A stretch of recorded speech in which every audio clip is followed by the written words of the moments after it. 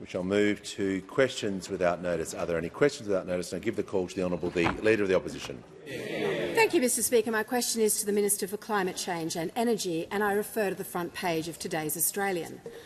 Under pressure from Senator Dean Smith and the other place, Labor has finally released a secret government document which warns of a, quote, further significant increase in retail electricity prices. It was also revealed that the Clerk of the Senate called Labor's obfuscation, quote, not acceptable. Why did this minister do everything he could to hide this document from the Australian public, instead of doing everything he could to reduce power prices by $275? Call to the Minister for Climate Change and Energy. Well, thank you very much, Mr Speaker. I'm deeply grateful to the Leader of the Opposition for the question, although I think it might have been better, Mr Speaker, if she had been more transparent with the House, because the Leader of the Opposition has asserted that the incoming government brief said one thing, didn't read the full quote for the incoming government brief. I will, Mr Speaker. It says, Order. It says, on my left. Mr Speaker, and I quote, the draft default market offer points to a further significant increase in retail electricity prices next financial year. Now, the important thing about the incoming government brief referring to the default market offer is that that market offer was already public, not only when I received the incoming government brief, so it was hardly a revelation, but before the election, Mr Speaker, because the default market offer increase was released on my left. by the Australian Energy Regulator before the 2025 election. Now, that is not uncommon for a minister to receive a default market offer just before an election, and the minister has an opportunity, has a decision point before them at that point. The minister can say, well, it should be released in a transparent fashion. The minister can do that. That's what I did.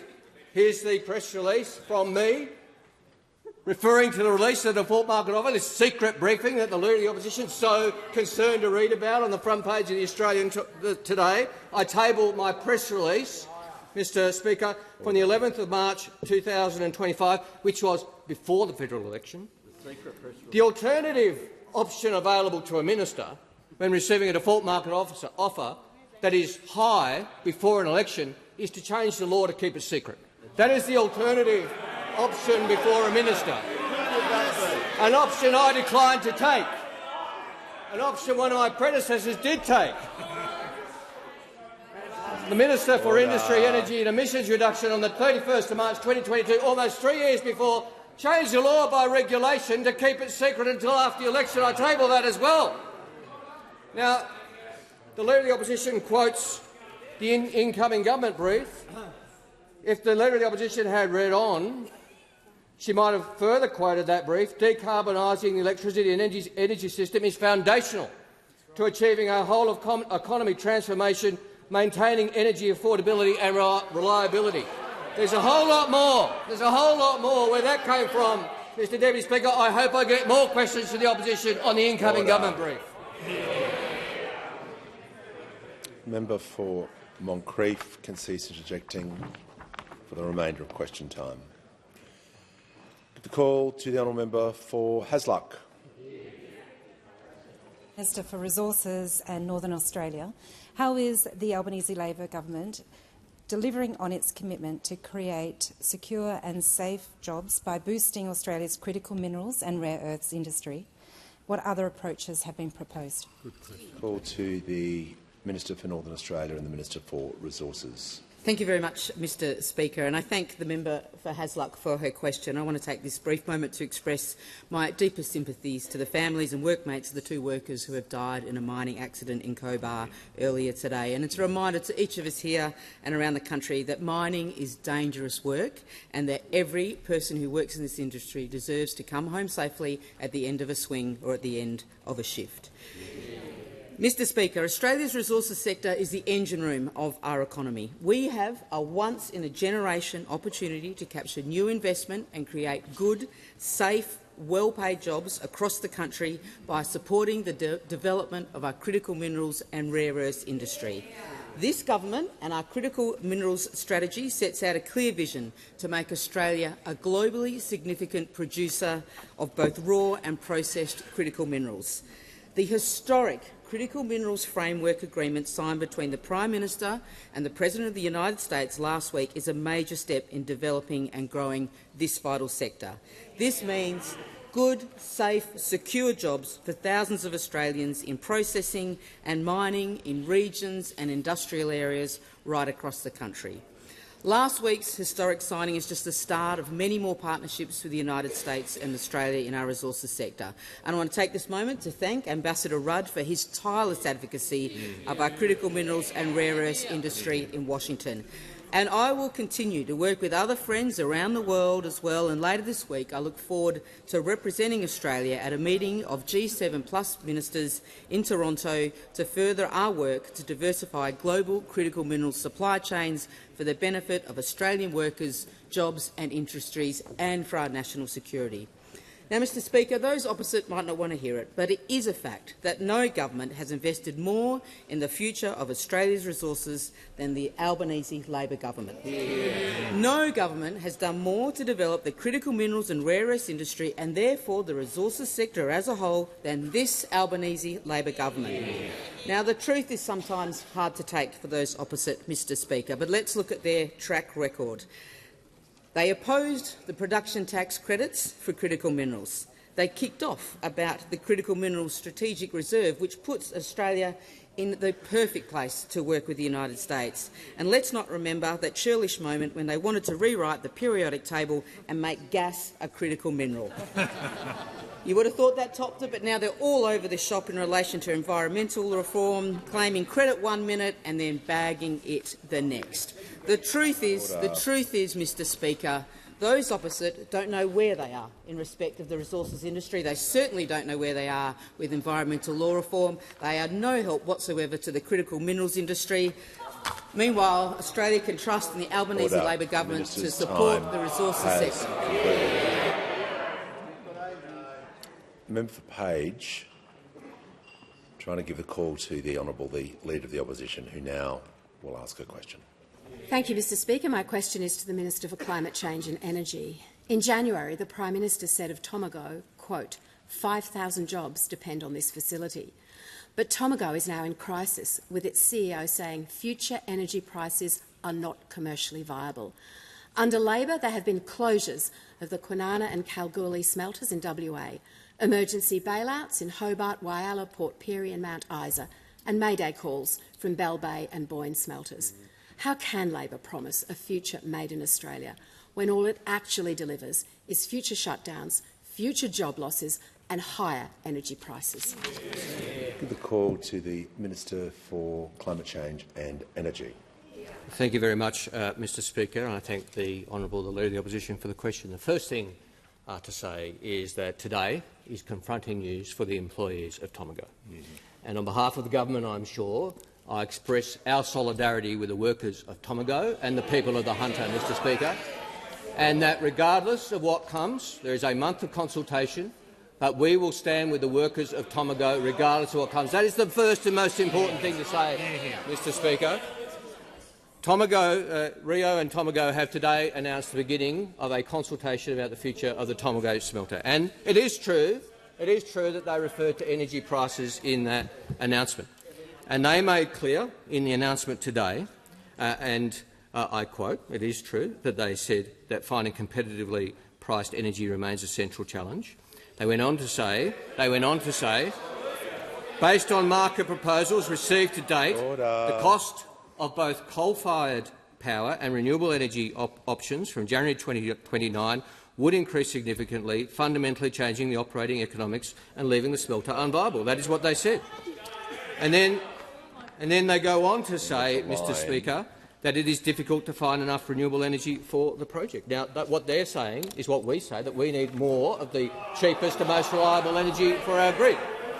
Now, this is an important and difficult period for the Tomago smelter. The government has been in discussions with Rio through the Industry Minister, the Treasurer, myself and others for some time, and we will continue that over the coming month and for as long as it takes to make sure that nothing is left on the field when it comes to the future of the workers of Tomago. That's the view of our Hunter MPs. That's the view of every member of the Cabinet. What we won't do what you will not hear any one member of this government do is stand at this dispatch box and celebrate the death of manufacturing jobs in this country. I'm old enough to remember that happening. I'm old enough to have been sitting there when a Treasurer of Australia goaded manufacturing to leave this country. I remember what that was like, and it won't happen on our watch. And nor will we say, as a Liberal government said the last time an aluminium smelter closed in Australia, the then Treasurer said, if you get entirely despondent about one business closing, you'll ignore the fact that at any other one time other businesses are opening, and that's the jobs of tomorrow. Well, I'm sure that made the workers of Point Henry feel a lot better when the Treasurer of Australia, Joe Hockey, said that at this dispatch box when the last time an aluminium smelter announced their closure in this country. Now, we will work with the workers, the owners, the unions and the business community of the Tomago community, of the Hunter community, to ensure not only that nothing is left on the field for the jobs of the day, but we are creating the jobs of tomorrow for them as well. Before I call the member for Paterson, she can resume her seat. There was just far too much noise during that answer. Everyone's had a pretty good go. The member for Forrest, Lyne, Gippsland, the Leader of the Opposition. I appreciate your interjections, but it's not going to continue. The member for Fairfax as well. I forgot him. Order. No. We're just not going to have that level of interjection. It's not a wall of noise. The manager of opposition business is warned, and if he interjects again, he will leave the chamber. No questions about that one. Okay. We'll now hear from the member for Paterson. Thank you, Speaker. My question is to the Minister representing the Minister for Industry and Innovation. In light of reports regarding the future of the Tomago aluminium smelter, what is the Albanese Labor government doing to secure the Hunter's industrial future and ensure the Australian aluminium sector thrives? The call to the Minister for Defence Industry and the Minister for Pacific Island Affairs. Thank you, Speaker, and I thank the member for Paterson for her question. Order. No, pause. The member for Fadden will leave the chamber. Interjecting like that before the minister has even said something is completely disrespectful and disorderly. For goodness sake. After I just told the chamber to lift standards, to have that carry on, everyone do better today. The minister has the call. Thank you, Speaker, and I thank the member for Paterson for her question and her powerful advocacy for her community. Speaker, this morning Rio Tinto announced that it has decided to enter consultation on potential closure of Tomago aluminium in 2028. This is very tough news for my community, the Hunter, especially for the thousands of workers and their families. Let me be crystal clear. This consultation is a commercial decision taken by the business, and the government stands firmly with workers and the Hunter community.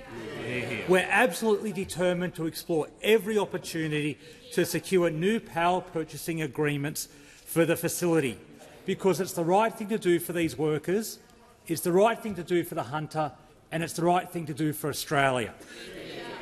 Speaker, the Hunter has been very good to Rio for decades, and it's time for Rio to do the right thing by the Hunter. We've made it very clear to Rio Tinto and the New South Wales government that we're here to support the facility if we have constructive partners. We continue to be in discussions with Rio and the state government on options for Tomago. Nothing is off the table. Let me repeat that, Speaker. Nothing is off the table. Australia is one of the few countries with a complete aluminium supply chain, and we're strengthening and growing every stage, fixing mining approvals while protecting the environment, securing affordable gas for alumina refineries through the gas market review, and backing our smelters with the green aluminium production credit. Order. This record $2 billion investment in the Australian-made aluminium industry is about supporting our industry to navigate the worldwide shift to new forms of electricity. We're working with state governments, industry unions and affected communities nationwide to secure the sector's long-term future. And we're doing this because it's in the national interest. And before we see people trying to reheat the tired old climate wars, Rio has been very clear. Energy supply offers based on coal power are too expensive. Speaker, we're standing with the Hunter to support our industrial future. We've already committed $850 million for a missile factory, an Australian first, $432 million for a major renewable hydrogen project, $100 million to make the Port of Newcastle hydrogen ready, and $60 million for a manufacturing centre of excellence. But the truth is, Speaker, a decade of energy policy failure by those opposite left the facility in energy policy limbo, and we're facing the consequences now. Order. Speaker, the Australian government will always stand up for Australian workers and businesses, and we can call on Rio to continue to work with us on every option to support the community that supported them for decades. The minister's time has concluded. Before I call the member for Curtin, I'd like to do some acknowledgement. I'm pleased to inform the House that present in the gallery today are representatives from the House of Commons of the United Kingdom Defence Select Committee, led by Mr Tandeshi, the Committee Chair and Member of Parliament for Slough. I'm also pleased to report to the House that in the gallery today is a delegation from the France-Australia Friendship Group of the French National Assembly, led by the group's President, Mr Eric Worth. Accompanied by the delegation is His Excellency Ambassador Pierre-André Imbert, and also a delegation from the European Parliament, led by the Chair, Mr Sean Kelly. And in the Northern Gallery, an esteemed delegation from the screen industry, including some of Australia's most famous actors and producers. Welcome to you all. I'm going to give the call to the honourable member for Curtin. My question is to the Minister for Communications. The rise of AI is making it hard to tell what's real and what's not, and Australians need to be able to distinguish fact from fiction online. The government has committed to developing a national media literacy strategy. What's the progress on this strategy, and will it deal with AI deepfakes and misinformation? The call to the Minister for Communications and the Minister for Sport. Thanks very much, Mr Speaker, and thank you to the member for Curtin for her question. We on this side of the House agree this is a really important topic, and we've been putting a lot of effort into the space of the future of news media, what online safety looks like, where this is going, how this dovetails into the work that we want to do with AI. It's a really interesting space, and I appreciate your interest in it. We really care about this issue, and I think we are very clear-eyed about the fact that AI is changing the landscape, and it is changing it very quickly. And whilst we on this side of the House want to make the most of every opportunity that AI presents us, we want to be a country that is seen across the world as being forward-leaning on AI and making the most of the opportunities, there are things that we need to do to make sure that our kids in particular and everybody who engages with it online has the kind of literacy and resilience needed to be able to make the most of those opportunities whilst being safe at the same time. That is why what that looks like is the $132 million that we have put into Newsmap to make sure that we have a strong and vibrant news media space in this country, particularly in regional areas. We have put money into the Alana and Madeline Foundation, which works with children in schools to improve digital literacy and trying to recognise what you said in your question around what is and isn't real online. And we've put money into Newshound, which helps students and schools work on news media and come up through the ranks, perhaps to one day meet the high calibre of the press gallery that watch us on now. It is an interesting space. I talked to the media students at places like East Doncaster that I was at with the member for Menzies recently. I think we can all agree that kids are swamped with what is happening. A platform like YouTube uploads 600 hours of content every 60 seconds. That is a reality that has been the case for some time now. That is not something new that we have time to prepare for, and that's why the News Media Literacy Plan that you referred to was announced by my predecessor as commencing this year a program of work that we're looking to do over the coming 3 years, and I look forward to continuing that work. Give the call to the member for Dixon. Thank you, Speaker. My question is to the Acting Prime Minister. How is the Albanese Labor government delivering cost of living relief for all Australians? And has there been any opposition to this approach? Call to the Acting Prime Minister. Well, can I thank the member for her question and congratulate her on her wonderful speech last night. At the election, we promised to increase paid parental leave, and as of the 1st of July this year, we've increased paid parental leave by 2 weeks and will increase it by another 2 weeks next year.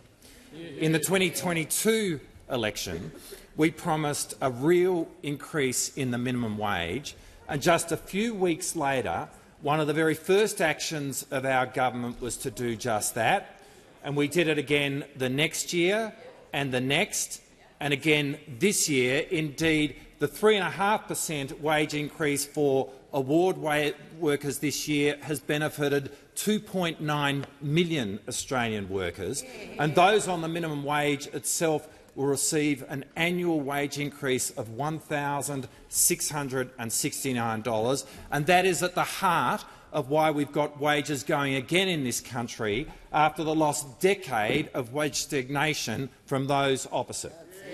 And at this election campaign, we promised the biggest boost in Medicare since its creation, leading to 9 out of 10 GP consults being bulk billed, and all of that begins next week on the 1st of November. Because with the Albanese government, we do what we say. When we promise, we deliver. And we are producing strong, unified adult government, and that stands in stark contrast from what we are seeing from those opposite. We have a former leader of the National Party, a Deputy Prime Minister of this country, now openly wondering whether he's going to leave the coalition and become a foot soldier in Pauline Hanson's One Nation. We've got the member for Canning sulking there on the backbench and sharpening his claws because of his shocked discovery that industry policy isn't a part of Home Affairs. We are watching an existential battle as those opposite wonder whether or not the coalition are going to join the world in producing a low-carbon economy or whether they are going to follow the National Party in simply declaring that climate change is one big hoax. They no longer speak with one voice. They are not a coherent political movement. They are just a bin fire. And that fire is burning so out of control that if they are not careful, it is liable to melt the bin. Well, on this side of the House, we are all about the Australian people. Our only care is for their safety, for their prosperity and for their interest. Order. The member for Goldstein. The member for Wannon has the call. My question is to the Minister for Climate Change. On 20 January this year, the Prime Minister visited the Tomago aluminium smelter where 5,000 local jobs depend on its future and told journalists, quote, "This is what a future made in Australia looks like." Yet today, Tomago Aluminium said, and I quote, "Finding competitively priced energy remains a central challenge." How can Labor promise a future made in Australia when all it can actually deliver is higher energy prices? Call to the Minister for Climate Change and the Minister for Energy. Well, thank you, Mr Speaker, and I thank the honourable gentleman for the question. We can more than promise a future made in Australia. We can deliver a future made in Australia because we believe in the opportunities for our great country. We believe in the opportunities for our great country in a decarbonising world, and we believe that the regions that have powered Australia for so long will power us into the future in a different way. And we believe that industries like aluminium need a supply of energy which is reliable, and we believe they need a supply of energy which is cheap, and that's why we are determined to continue the transition that's underway in this country, which those opposite would stop. They would stop if they had the opportunity. And again, the honourable member quotes the Tomago statement today, which I had already quoted, and I had already quoted because it says that the submissions they'd had from coal-fired power were uncompetitive, and that is true.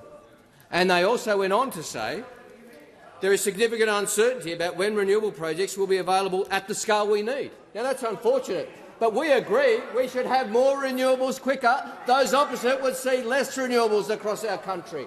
Now, the Boyne Island smelter in Queensland has managed to get enough renewables. They've secured more than 2 gigawatts worth of renewables. That's a good thing. That is the future of aluminium smelting. The Tomago facility is in a different situation. As I said previously, this government, through the Prime Minister, the Treasurer, the Industry Minister, the member for Shortland and the Hunter members, will leave nothing on the table.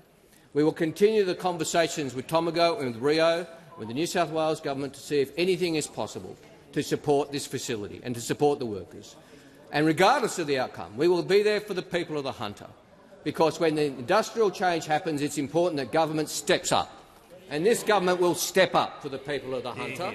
We will step up not only about Tomago, but about the other opportunities in the Hunter, because the people of the Hunter, having powered Australia for so long and having shaped so much of Australia's future, deserve nothing less.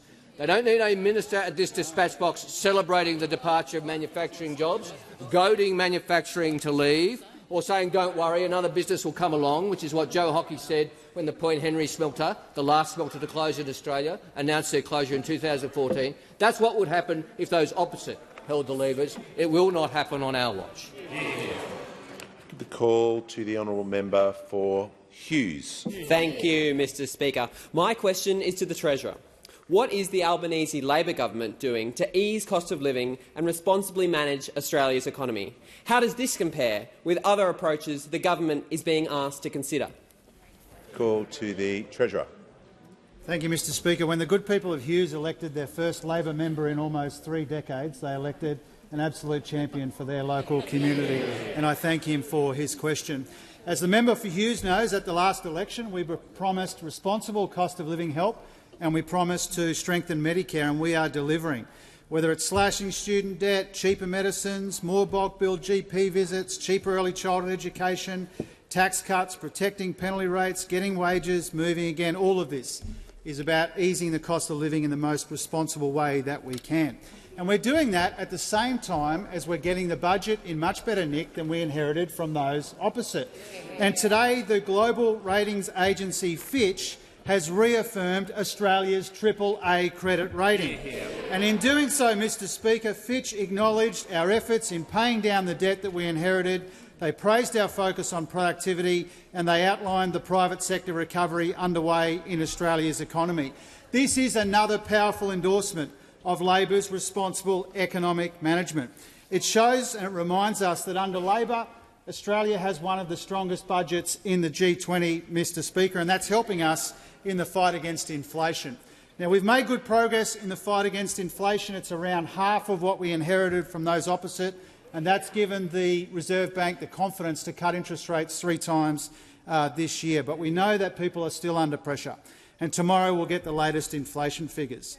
The market predicts inflation, headline inflation to tick up a bit tomorrow in the numbers because of the state energy rebates coming off. That's already been factored into the forecast of the Treasury and the Reserve Bank for some time. Inflation's ticked up for every major advanced economy in the world except the UK, where it is much higher than it is here.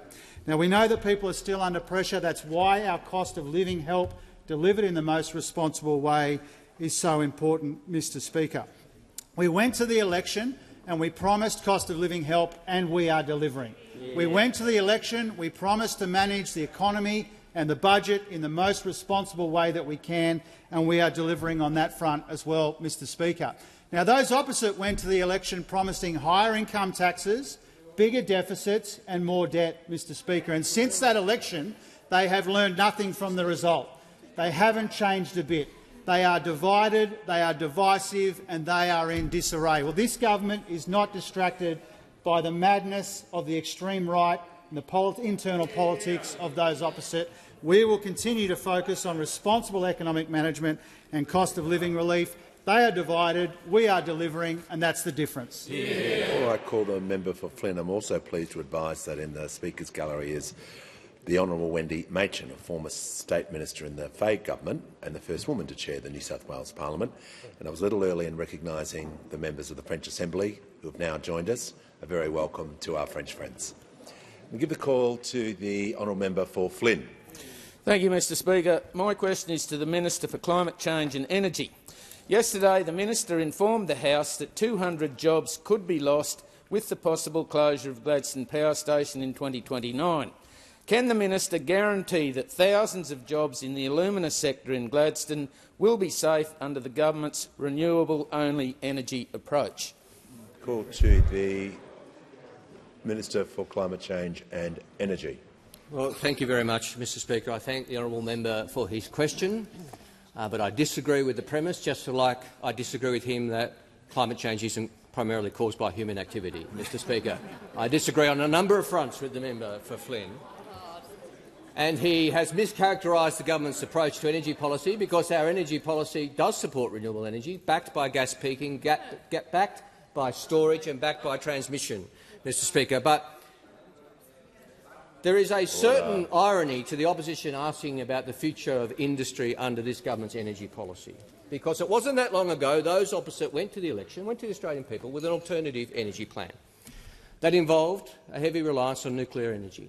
Now, the opposition, under the stewardship of the now Shadow Treasurer, told the Australian people that their plan was 44% cheaper.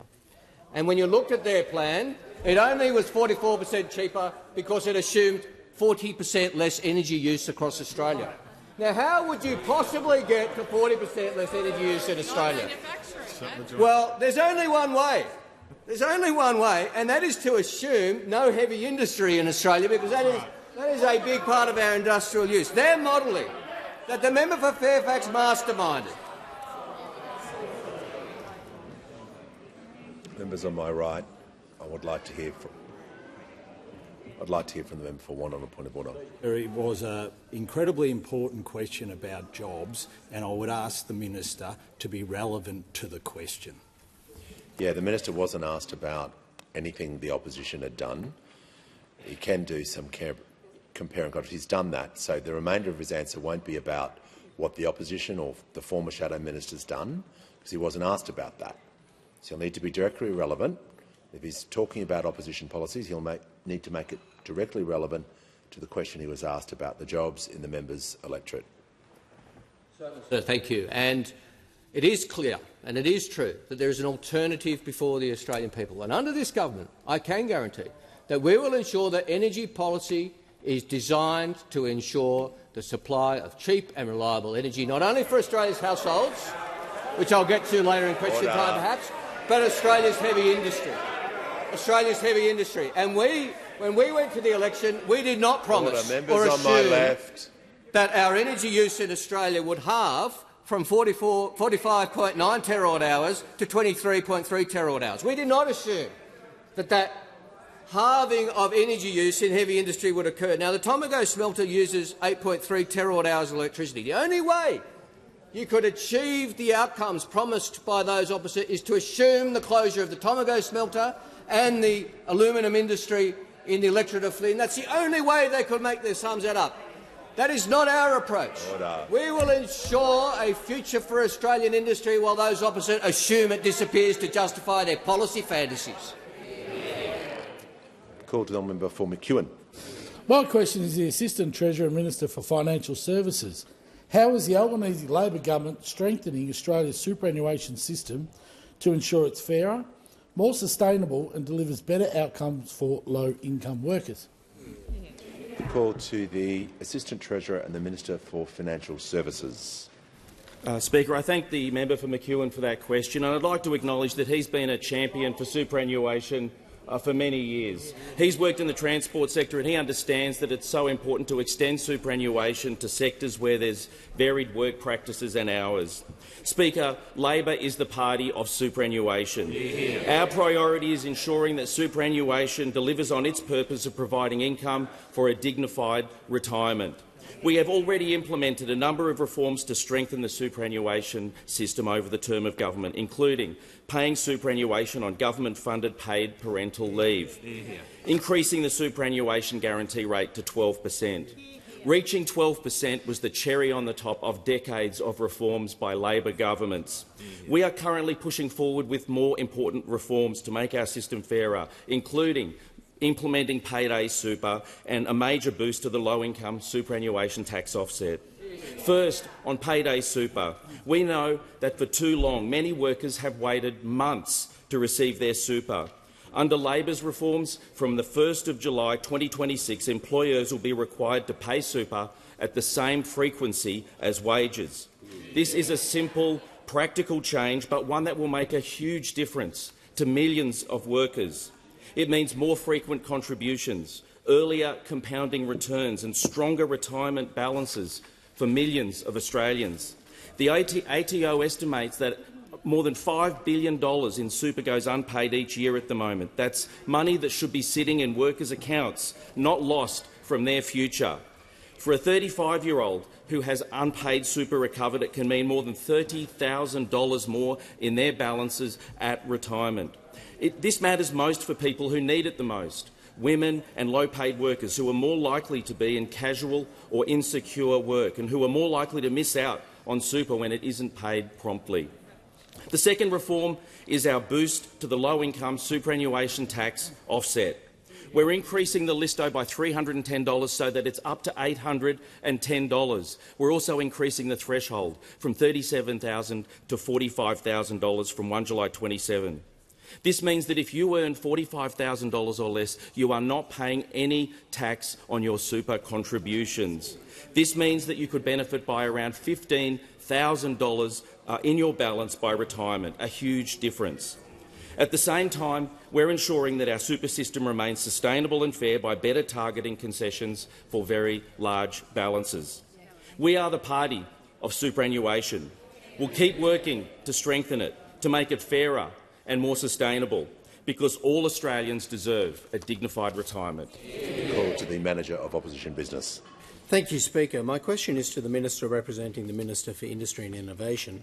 The government has repeatedly refused to release the details of a secret departmental report obtained by the opposition under the existing Freedom of Information laws, which was given to the Minister for Industry and Innovation, titled Industry Facilities at Risk, Key Dates and Proposed High-Level Handling, given on 19 June 2025. Minister, how many Australian businesses are on this list of Australian industrial facilities at risk, and how many Australian jobs would be impacted should any of these at-risk facilities close? We call to the Minister for Defence Industry, the Minister for Pacific Island Affairs and the Minister representing the Minister for Industry and Innovation. I thank the member for his question. Given the very detailed nature of his question, referred to a document. I'm going to take it on notice and come back to you. That's the appropriate course of action for a minister representing another minister in this chamber. The manager is seeking to table a document. Nature of that answer, I seek to table the document, which is redacted. All the facilities are removed. You could get the original and give us the brief on which facilities are on this document. You've asked the question. You're seeking to table a document. Is leave granted? I appreciate the help, but we've already got it. We've already got it. It's the nature of a government document. Leave's not granted. Leave is not granted. I thank the Manager of Opposition Business. And we'll hear from the member for Bass. Hear, hear. Thank you, Speaker. My question is to the Minister representing the Minister for Women. How will the Albanese Labor government's changes to the low-income superannuation tax offset support working women? The call to the Minister for Infrastructure, Transport, Regional Development, Local Government and the Minister representing the Minister for Women. Thank you very much, Mr Speaker, and can I thank the member for Bass for her question, but also just say to her what a delight it is to have her here in this chamber. It is such lovely to watch her developing into the job and the incredible compassion and care she is playing for young people and for women right the way through this country, but particularly for the people of Bass.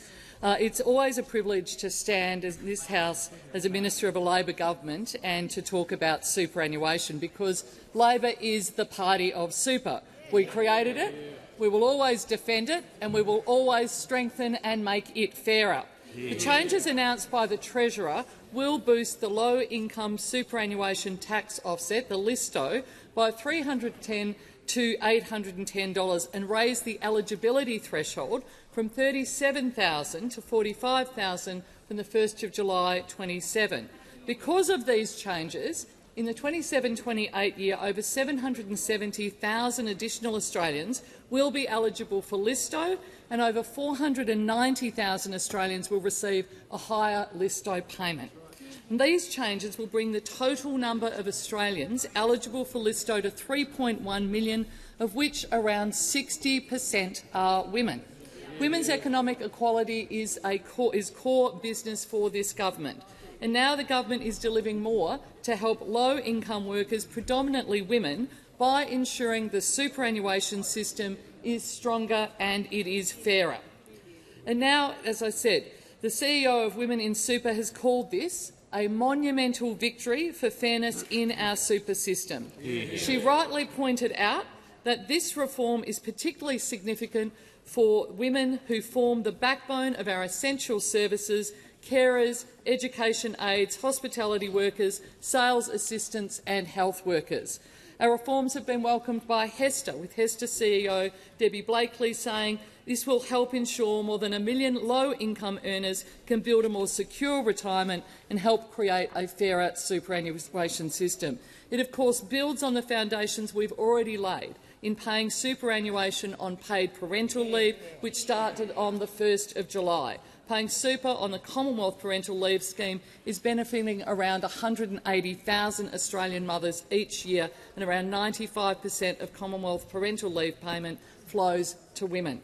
This is what a good Labor government does. Make sure that we are looking after working and low-income Australians, making sure that particularly women can have the opportunity to have a safe and secure retirement, and that is exactly what the Treasurer has done with the expansion of the LISTO scheme to so many people, particularly women. The call to the honourable member for Calare. To the Treasurer.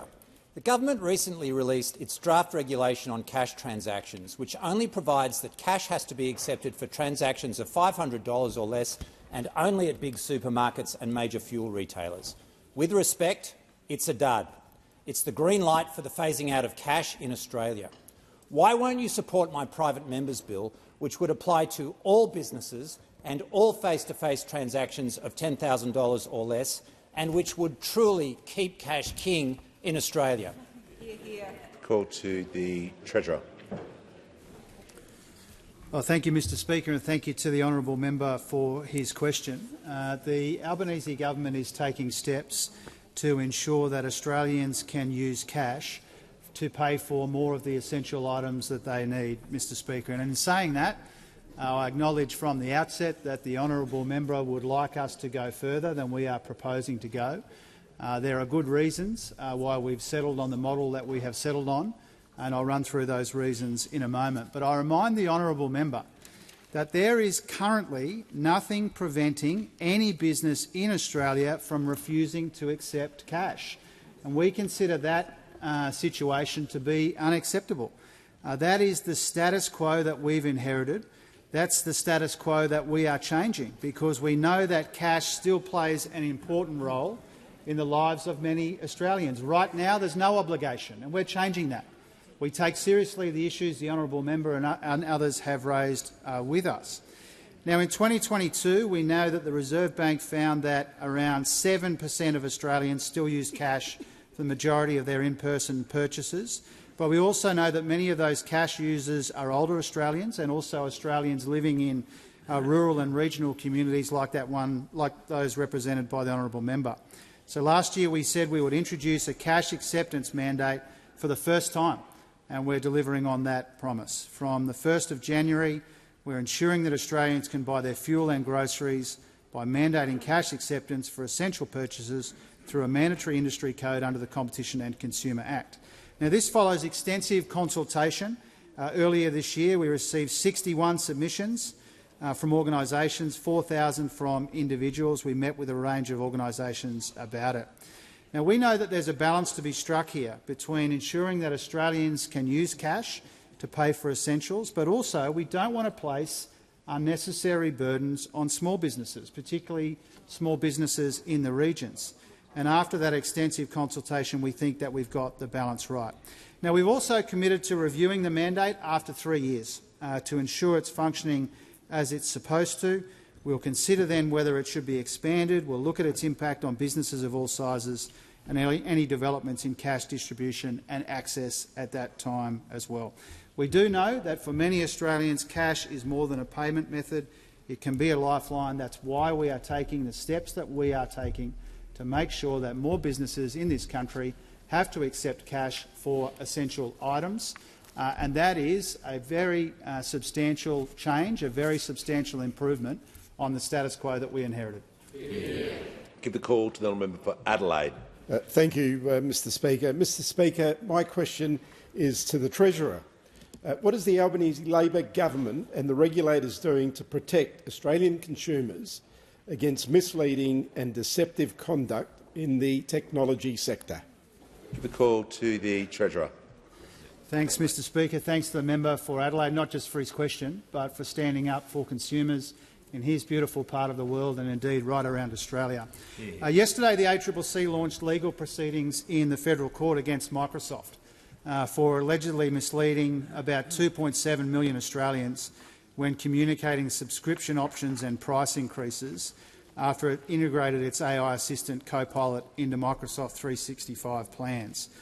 Now, since the 31st of October last year, Microsoft told subscribers it would renew subscriptions and customers would need to either accept it or cancel their subscription. And the ACCC alleges this was false and misleading because a third option wasn't disclosed. Now, Mr Speaker, whether it's the regulators or this government, we take these sorts of developments very seriously. This case is currently before the courts, and for that reason I won't comment on the specifics, but I will say this.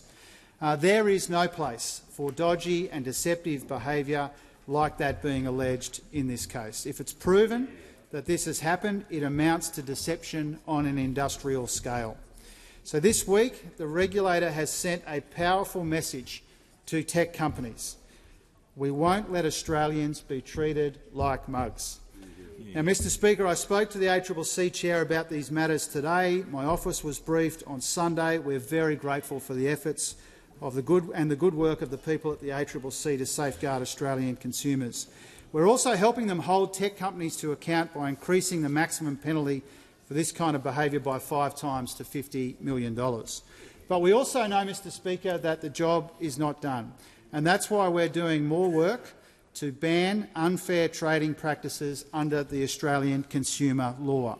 Now, our changes will address a wide range of dodgy practices, including traps that make it difficult or confusing to cancel a subscription, hidden fees and charges at different stages of a purchase, deceptive or manipulative practices online, actions that make it difficult for people to report problems with their products or services.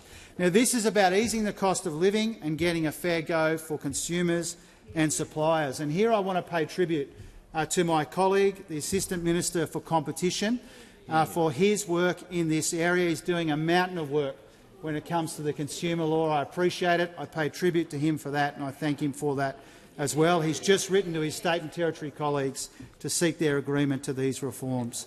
Mr Speaker, accelerating technological change is a big opportunity for Australian businesses and workers and consumers, but it can't come at any cost. We need to make sure it works for people, not against people. That's why so much of our economic policy is focused on maximising the benefits while we minimise the risks of emerging technology, including the work by the Minister for Industry, the member for Parramatta, and also this week on copyright by the Attorney-General. Give the call to the member for Lyne. My question is to the Minister representing the Minister for Industry and Innovation. James Strong, Tari's second largest private sector employer, produces aluminium cans from ingots produced by Tomago Aluminium Smelter. James Strong has seen its own energy prices surge by 65% over the last 4 years. The potential closure of Tomago has not only put at risk the future of thousands of Hunter jobs, but also the investment by James Strong in Taree. Will the minister admit that Labor's energy policy is killing local jobs and local manufacturing in the Hunter and in communities like Taree? I'll hear from the Leader of the House. Mr Speaker, we dealt with this yesterday, where the actual question at the end is on a different area or a different portfolio to where the question was directed. Yeah. I'll hear from the manager.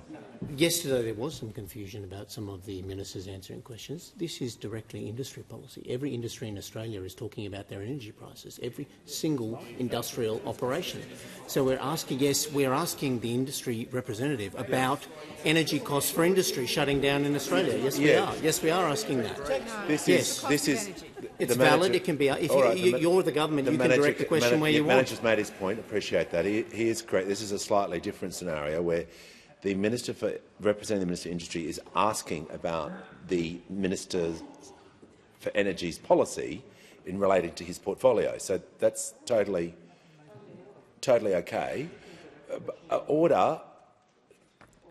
I know you're trying to help. You're doing your best, but look, I'm just trying to help you as well. So help me help you. So what we're going to do is call the minister. He can answer the question because the member for Lyne quite rightly has asked him a question about her electorate and the impact, and he can deal with that. And then if he wishes to, under the standing order or under the practice, he can then defer to the other minister to add to assist the member's question. So the minister representing the Minister for Industry and Science now has the call, and he may choose to allocate the remainder of the question to another minister responsible. Minister has the call. I thank you, Mr Speaker, and I thank you for the question about the future of the aluminium industry. As I said in an earlier answer, we're fighting every day to keep Tomago open. Yeah. We're working very hard with the state government in Rio, and we've said that every option is to be considered. Nothing is off the table, and we're working very hard because, as we said, the hunt has been very good to Rio, and it's time that Rio is good to the hunter. In terms of the broader issues around the aluminium sector, one issue your question went to is energy prices. So it's incumbent on me to point out where the wholesale price is at the moment. The current wholesale price in New South Wales is $70.58. When we came to power in May 2022, it was $320 under your party. $320 compared to $70. So energy prices is one issue that we're all dealing with at the moment, but they've come down considerably at a wholesale level since we came into government. In terms of other industry policies, we won't be lectured on support for the aluminium sector by the Liberal Party. Let's remind people what's happened over the last few years. In 2014, when the last aluminium smelter was being considered for closure, which was Point Henry, what did those opposite do? They did nothing. They didn't engage with Alcoa. They didn't engage with the Victorian government. In fact, they cheered the closure of that smelter. Joe Hockey, then Treasurer, said we shouldn't be despondent about the closure of the Alcoa facility, and I table a news article quoting Joe Hockey saying we shouldn't be despondent about those jobs going. Almost 1,000 jobs went. Those opposite did nothing about it. In fact, they actively cheered it on. By contrast, we've got a range of industry policies to support the aluminium sector, from fixing mining approvals while protecting the environment. Look, just resume your seat for a second. This will assist the House. The member for Wannon, I don't want to take your point of order because the minister was straying, but just as you probably agree with me, he's now talking about the policy he was asked about. If he strays off again, I'll be watching closely. How about that? The minister, in continuation, making sure he's directly relevant to the question he was asked about the member for Lyne to assist the House.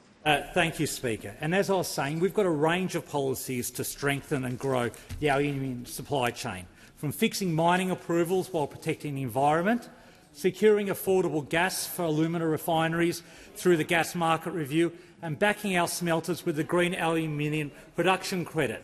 We're going to keep working on this, and we're going to keep working with Rio and the state government to explore every option. Unlike those opposite, we don't cheer when manufacturing jobs go overseas. We don't dare them to leave. We fight for manufacturing jobs because every day we back Aussie workers, unlike those opposite, whose election policy was based on Tomago being closed down. That's what they think about manufacturing in this country. We get up, we fight for aluminium jobs every day like we fight for every manufacturing job, unlike those opposite. Call to the member for Hunter. Thank you, Mr Speaker. My question is to the Minister for Health. How is the Albanese Labor government making medicines cheaper for all Australians? How is this helping to improve the health of Australians with kidney disease? Give a call to the Minister for Health and Ageing, the Minister for Disability and the National Disability Insurance Scheme. Thank you, Speaker, and thanks to the Government Special Envoy for Men's Health for that question and for joining me and Kidney Health Australia at their terrific dialysis bus that visited the Parliament earlier today. More than 2.5 million Australians have kidney disease, Mr Speaker, but only 2.25 million of them don't even know it, because, frankly, the signs and the symptoms of kidney disease usually only emerge after you've already lost about 90% of your kidney function. And that's why regular testing for Australians who are at high risk of kidney disease is just so important. People with diabetes, people with high blood pressure, First Nations Australians who are over the age of 18, Mr Speaker, because early detection allows patients to get the treatment that they need before they get to the point of kidney failure, which is going to require dialysis or even a kidney transplant. And there are terrific new treatments coming onto the market, Mr Speaker. Last year we listed Jardiance for a small limited group of Australians with a particular type of kidney disease, listed it on the PBS. But this week we are expanding that PBS listing dramatically, Mr Speaker. From Saturday, 70,000 more Australians will get access to this drug. Right now they're paying $60 a month. Pensioners like Peter, who joined the member for Hunter and me out the front of Parliament House, he'll just pay $7.70, not $60 a month, but $7.70 a month. And that's the magic of the PBS, Mr Speaker. The best medicines available around the world at affordable prices. And we're making those prices even cheaper, Mr Speaker. Already Australians have saved more than $1.5 billion at the pharmacy counter through our measures. And on the 1st of January, the price for general patients will drop even further to $25 a script, the same price it was way back in 2004. And for pensioners like Peter, they won't see an increase in their medicines prices for the rest of the decade, Mr Speaker. But returning to what I said earlier, you need to get the test to know if you need the treatment, Mr Speaker, and no one in this House does more than the member for Hunter, the Special Envoy for Men's Health, to encourage people to look after their own health, particularly Australian men who we know are particularly bad at it. Last month, he helped kick off the We for CKD campaign, CKD being chronic kidney disease, Mr Speaker, at a very big event up in the Mural Hall. And, Mr Speaker, you'll be pleased to hear he didn't just give a speech, he gave a sample as well, Mr Speaker, in the Mural Hall. And in a real high point, my time as Health Minister, he got me to hold the sample up for a photo. He's a hard man to say no to, Mr Speaker, just showing how determined we are to do everything we can to strengthen Medicare. Give the call to the member for Indi. Speaker, my question is to the Minister for Infrastructure. The Major and Local Community Infrastructure Program opened on 1 September as an invitation-only program, providing up to $560 million to identified projects. With the merit-based Growing Regions program now out of money, organisations and councils in my electorate are asking how they can be invited to apply to this program. Minister, how does a community organisation or local government secure an invitation to the Major and Local Community Infrastructure Program? The call to the Minister for Infrastructure, Transport, Regional Development and Local Government. Thank you very much, and can I thank the member for Indi for her question. As the member would know, and I have had numerous discussions with her about this, is that at elections, political parties make election commitments. And then under the grant rules, we are required to establish a program to then fund, assess and contract those election commitments. And that is what that fund does.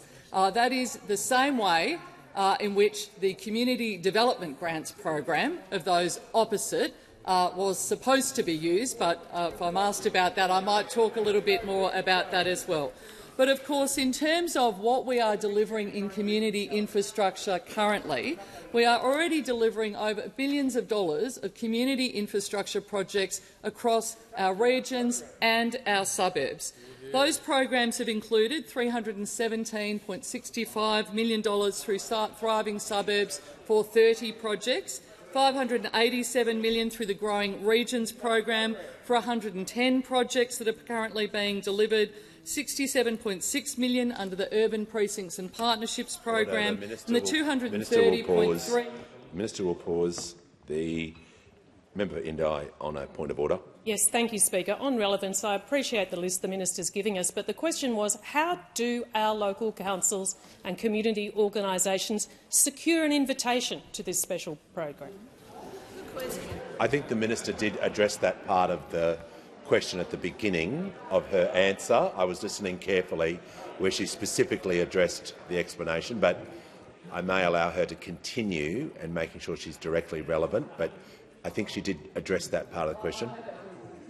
Answered your question in relation to that program and what the requirements of me under that particular program. But as I was saying, we are delivering billions of dollars of community infrastructure projects right the way through the regions and our suburbs. And I note in particular there are a number of projects being delivered in the member's own seat at the moment.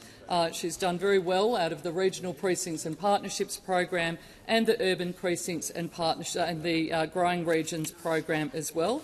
And those projects I know are incredibly important to her community because she's advocated very strongly for them. So from the Benalla Art Gallery, from the Lords Around the Ground package, the Eildon Maritime and Community Hub, Port Cump Baseball Club, they are all projects that are being delivered in the member for Indi's electorate. And I could list projects right the way across the country in seats of those opposite, in the crossbench and over here as well. And that also comes on the back of this government's doubling of the Roads to Recovery funding, which is seeing an increase on the funding that those opposite provided, an increase for local road funding right the way across the country in our regional areas.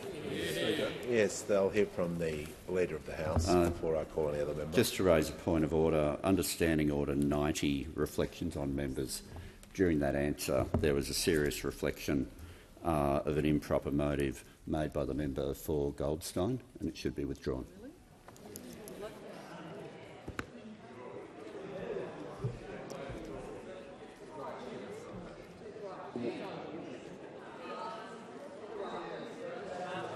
I think to assist the House, if the member for Goldstein made a comment, may assist the House just to quickly withdraw and so we can move on.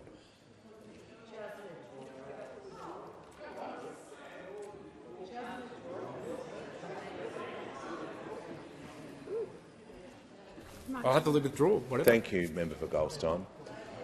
Order. Member for Goldstein's done the right thing and we'll move on. The member for Menzies has the call. Thank you, Speaker.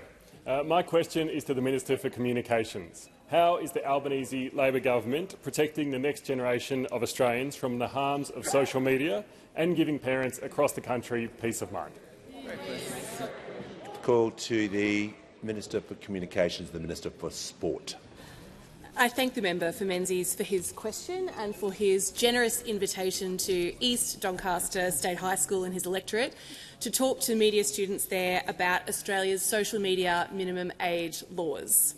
We had a thoughtful discussion about the importance of balancing online safety and keeping young Australians connected.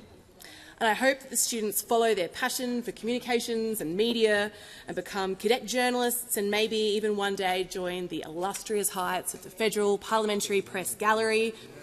Today marks 43 days. Look, again, Mr Speaker, the opposition gave interjections last answer as well about the calibre of the Federal Parliamentary Press Gallery and yet again have done it here. We have... Order. The Minister will just... Order. Yeah, I want to hear from the manager. No, the member just reflected on the opposition. We did no such thing. We've made no reflections either way. She's strayed from her answer and asked you to draw her back to it. Yeah, maybe we just get back to the answer now. And I'm not sure what the issue is, but we'll just continue on with the answer without reflections on anyone. All righty. Today marks 43 days until Australia's world-leading social media minimum age laws, which will see the minimum age to access platforms like Instagram, Facebook, YouTube, Snapchat and TikTok increased to the age of 16. This reform will not just change a law on 10 December, it will change a generation. It will deliver lasting cultural change, and it will protect young Australians going through a critical development of progress in their lives, and from predatory algorithms, from harmful content and from toxic popularity meters. It will give them 3 more years to actually have a childhood and to build community and identity and resilience in the real world. And it will offer Australian parents some peace of mind knowing they don't have to worry what their teenager is being exposed to on their social media account, because the Albanese government has their back. As one Australian mum told me, I have friends who are about to move to Australia. They have 2 daughters. Their eldest, who is 13, said she would need to get on Snapchat and Instagram when they move. The parents told their 13-year-old it would be illegal in Australia until she was 16, and her response was, "Well, that's fine. I only wanted to do it because I thought everybody else would be on there." That is the kind of cultural change that Australia can look forward to, and that is the kind of cultural change that Australia can be proud of. Mr Speaker, we are not expecting perfection, but we are expecting social media platforms to understand and comply with their legal and social responsibilities and to make a meaningful difference. And to help Australian families prepare, we have launched a national education campaign airing on television, radio and digital channels across the country. The campaign points parents, carers and young people to helpful resources on the eSafety website, and in response to feedback I've heard from young Australians who are worried about how these laws will change their lives, last week I hosted a roundtable with the Assistant Minister for Mental Health and 20 frontline mental health organisations. They stand ready to help anyone who needs assistance with navigating this change, because we understand that cultural change can be difficult, but with 7 out of 10 young people experiencing harm online, this is too important not to act. Call to the honourable member for Longman. Thank you, Mr Speaker. My question is to the Minister for Climate Change and Energy. Under Labor, significant industrial facilities have closed down, been bailed out by the taxpayer or expressing significant concerns about their future. Minister, will you apologise to the workers, their families and communities impacted by the government's failed energy policies? Give the call to the Minister for Climate Change and Energy. The Minister has the call. The Minister for the Social Services is now warned. The Minister has the call. Thank you, Mr Speaker. What I will do is what every member of this cabinet will do, which is work every day in the best interest of working Australians, Mr Speaker, to ensure that they have access to a brighter future, to ensure that they have access to the jobs opportunity created in a decarbonising world, to ensure that we don't repeat the 10 years of denial and delay which saw 24 coal-fired power stations announce their closure and the government of the day do absolutely nothing about it. That saw the government of the day put their head in their hands and pretend they could ignore the problem. And they left Australia's workers exposed, Mr Speaker, and they gloated when an industrial facility closed. They goaded them into closing. At this dispatch box, the then Treasurer of Australia dared Holden to close their operations in Australia, which had existed for generations. The then Treasurer of Australia said when an aluminium smelter announced its closure, we shouldn't get too despondent about one facility closing. What an outrageous offence to the workers of Australia. Not something that will happen, Mr Speaker, on our watch. What we will do is work every day with every ounce of energy we have to ensure that Australians have access to good, well-paying jobs, to ensure that Australia's natural advantages, our national advantages, are seized as we embark on the path to net zero, because we are unified in our belief in the benefits of net zero. We are unified in the belief that Australia's best days are ahead of us, and we are unified in our belief that we cannot return to 10 years of denial and dysfunction. Give the call to the honourable member for Melbourne. Thank you, Speaker. My question is to the Minister for Climate Change and Energy. How are homes, businesses and community groups embracing the opportunity of clean energy and acting on climate change? What policy proposals would undo that progress? Call to the Minister for Climate Change and Energy. Well, thank you, Mr Speaker, and I thank the member for Melbourne for her question. The member for Melbourne said to the people of Melbourne in May Let's put progress over protest, and the people of Melbourne responded with enthusiasm, and it's no easy task to defeat a leader of another party, and there are two people in this parliament who can tell us how it's done, Mr Speaker. The member for Melbourne is one of them, and the member for Melbourne asked me about Australians embracing opportunities, and Australians are making progress, with 101,942 households installing a cheaper home battery since the 1st of July. And you know what that means, Mr Speaker? Of interest to the member for Melbourne, that's more than the capacity of the MCG, which the member for Melbourne represents. When you consider that most of those households would have more than one person in them, that's even more. It's even more, but just on the number of households, that's more than the MCG can hold. And the other thing, Mr Speaker, is I told the House yesterday that we had added 2 gigawatt-hours of storage. Now, an interesting fact is that it took Australia 4 years, from the time we installed our first big battery, it took us 4 years to get to 1 gigawatt-hour. Australians working with their government have installed 2 gigawatt-hours in the last 4 months. Not 4 years, 4 months. That is real progress, that is real delivery, and that is real achievement. Now, I'm asked by the honourable member what could endanger this progress, and what could endanger the progress is an alternative government that doesn't know what the objective is, let alone what the pathway is. This is a party which went to the last election with a policy very different to ours and didn't get the memo from the Australian people, and has used every day since to argue about what the possible objective is. And we know that there were meetings today and meetings this week, and the Canavan review is due on net zero. We are all waiting with bated breath to hear what Senator Canavan could possibly think about net zero. He admitted on Insiders on the weekend that there's been no economic modelling.